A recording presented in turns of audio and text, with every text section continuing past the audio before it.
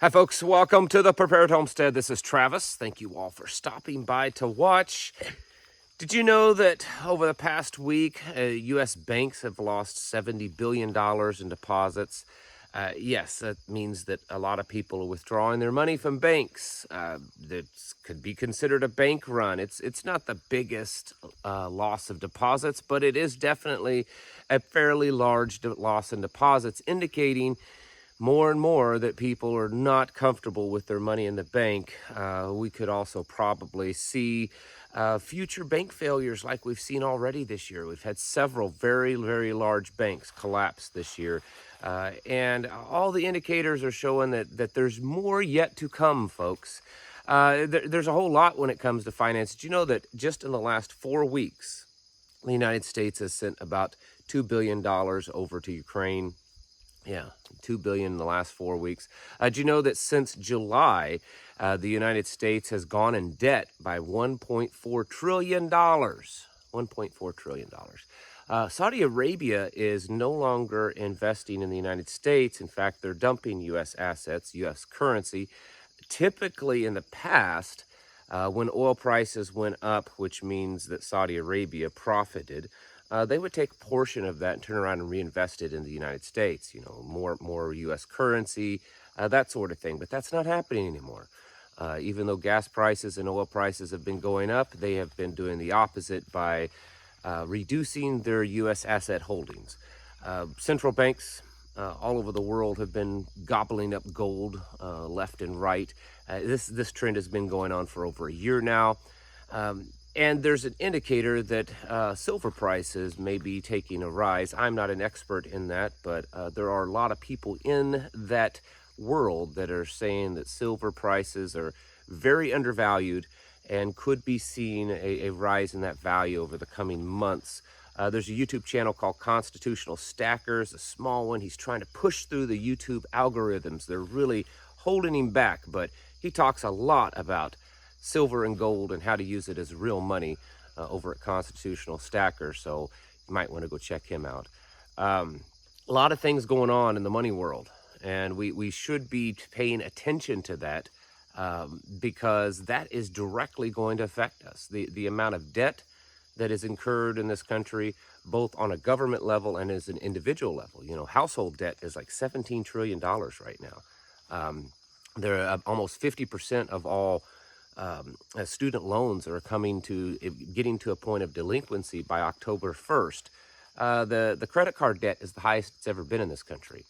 Defaults on auto loans and credit card payments is the highest it's ever been. I mean, I could go on and on and on. The average home price is 560% of the average income, which is the highest it's ever been. We are absolutely not in a place of financial stability in this country, even though the president even just recently said that our economy is the strongest economy ever. We all know that that's bunk, and that's why we should be continually preparing, because even if all these other things that we talk about don't end up panning out, like World War III and stuff like that, we know that as a nation, our economy is just rapidly going into the tank. It's not sustainable. Any person that has any 2 brain cells, I would think, could figure out that the path that we are going on as a nation economically is not sustainable. Just continued ridiculous spending and ridiculous debt, and honestly not really producing anything to take up for that. Here's another number. Did you know in 2020 there are about $4 trillion in U.S. dollars in existence? So if you took all the U.S. dollars in existence, you had about 4 trillion of them. Do you know today there's about 19 trillion?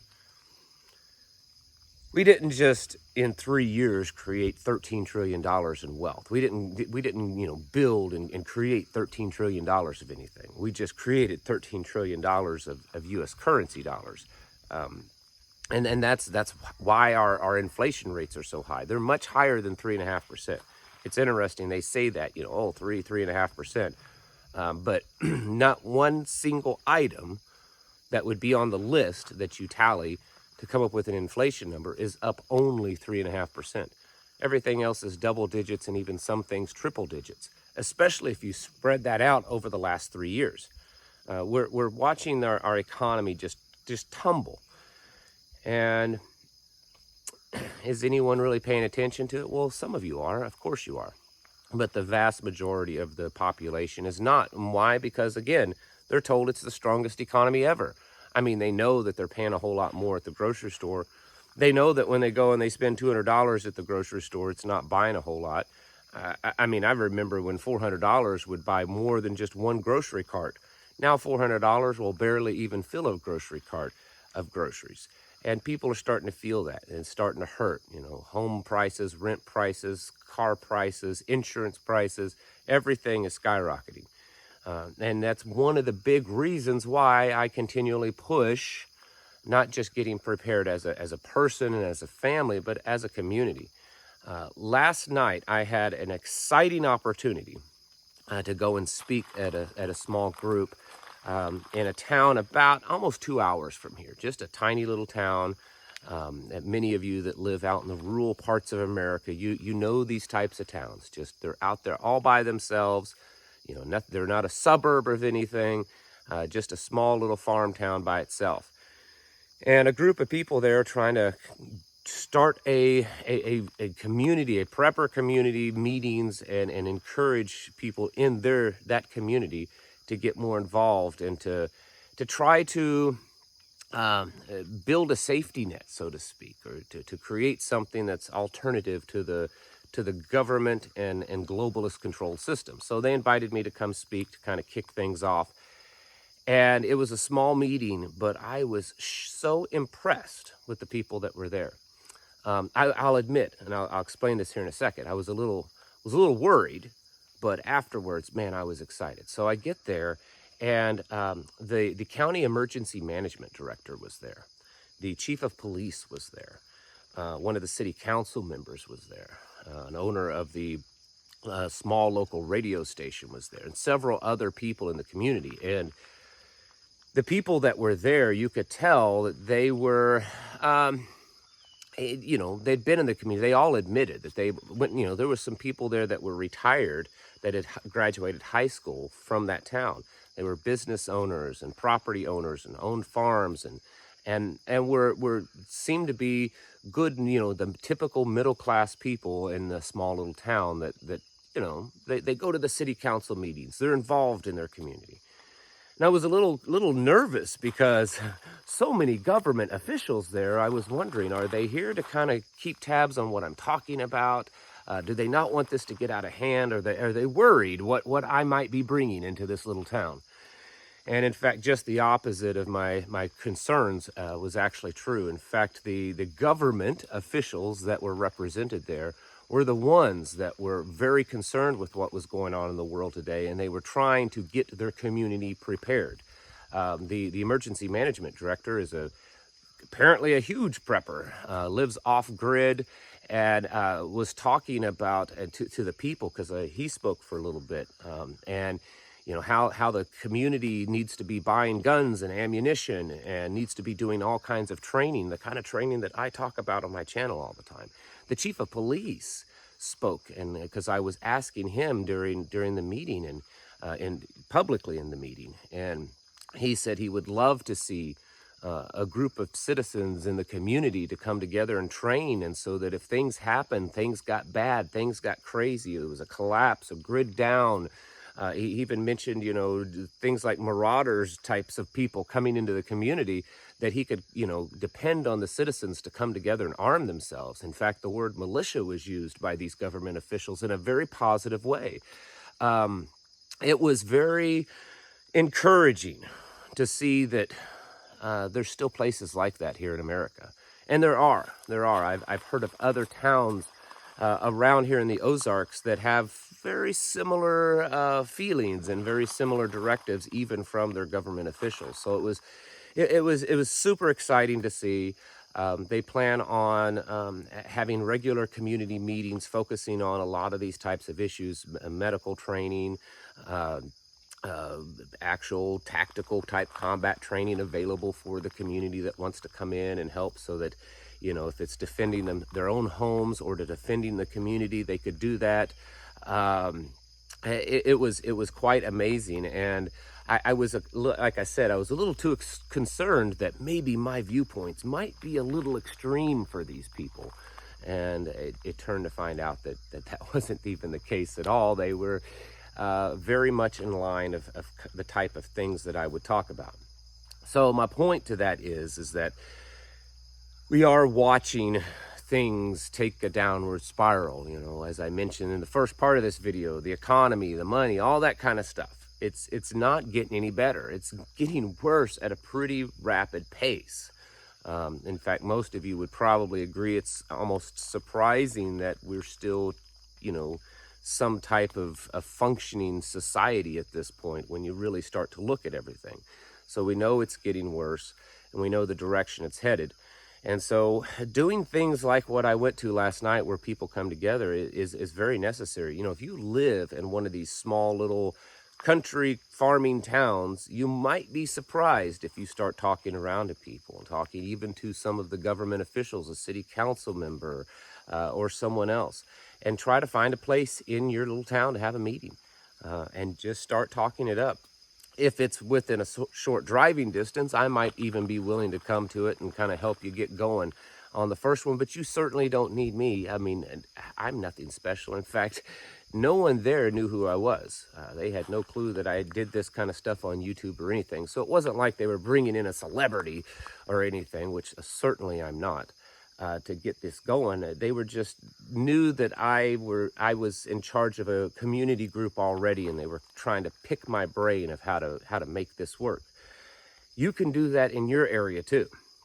Find you a room to meet in. You may have to pay a little money, and you might be lucky enough to find a library room or something like that where you're allowed to use it for free.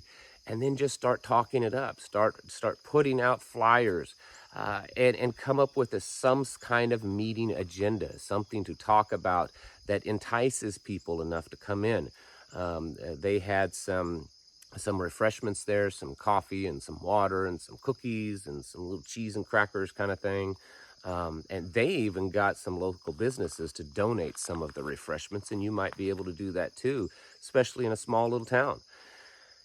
This is the kind of stuff we've got to start doing. The conversation needs to be had, folks, because we're watching things fall apart. And like I told them last night, I said, even if you aren't able to figure all the solutions to all the problems when it comes to all the different things that could collapse and could negatively affect your community, just the fact that you're coming together and having the conversation, you're getting to know each other, you're building trust within your community, you're building a core group in your community that has communicating, and that they're talking about this stuff, and that their minds are working together. I said, just that right there is going to make such a huge difference if anything happens. In fact, someone even brought up the train thing up in Ohio. What if something like that was to happen to our little community? They said, having a group of people that's already been meeting and talking about stuff, talking to the government officials in the small town, would be so important when something like that happens, because you already have the building blocks to kind of push through that emergency, whether it's a temporary one or a very long-term one, and make it through to the other side much better. So I would encourage you to do that, especially those of you that live in these little tiny towns. This town had just a little over a couple of thousand people in it, and like I said, they're just stuck out in the farmlands and the hills, with not much around. And so I know a lot of you do live in places like that, and I would encourage you to start doing that kind of stuff. And if you have any questions, if you need any advice, certainly shoot me an email. I'll do my best to answer it and get back with you.